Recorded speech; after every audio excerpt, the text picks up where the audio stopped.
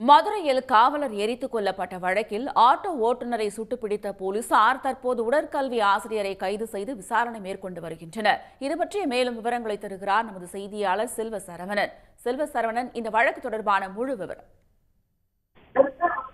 மதுரை மாவட்டம் ஈச்சனுடை அவனியாபுரம் ரிங்கோடு சுற்றுச்சாலையில் பெருங்குடி காவல் நிலையத்திற்கு உட்பட்ட புதுக்குளம் கண்மாயில் அடையாளம் தெரியாத பிணம் இருப்பதாக பெருங்குடி போலீசாருக்கு தகவல் வந்தது.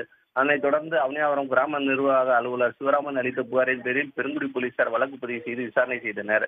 திருமங்கலம் காவல் ஆய்வாளர் சரவணன் தலைமையில் 2 சிறப்பு தனிப்படைகள் அமைக்கப்பட்டு மிகவும் கடினமாக போராடி வந்தனர். இந்நிலையில் சம்பவ இடத்தில் கிடைக்கப்பெற்ற ஆட்டோ தடயங்களை வைத்து ஆட்டோ மற்றும் சிசிடிவி காட்சிகள், செல்போன் ஆகியவற்றை ஆய்வு செய்து அவனியாபுரம் பல்லானந்தபுரம் பகுதியைச் சேர்ந்த மணிவண்ணன் மகன் மூவேந்திரன் என்பவரை போலீசார் விசாரணை செய்தனர்.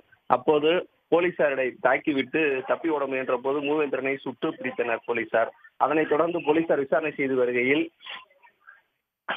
அவனியாபுரம் வில்லாபுரம் ஹவுசிங் போர்டு பகுதியைச் சேர்ந்த திருநாவுக்கரசு மகன் சிவகுமாரை முத்துப்பட்டி அருகே உள்ள தனியார் பள்ளியில் உடற்கல்வி ஆசிரியராக பணிபுரிகிறார். அவரையும் வழக்கில் சேர்த்து போலீசார் விசாரணை செய்து வருகின்றனர். விரிவான தகவல்களுக்கு நன்றி செல்வசரவணன். உடனுக்குடன் செய்திகளை தெரிந்து கொள்ள சன் நியூஸ் பெல் ஐகானை கிளிக் பண்ணுங்க.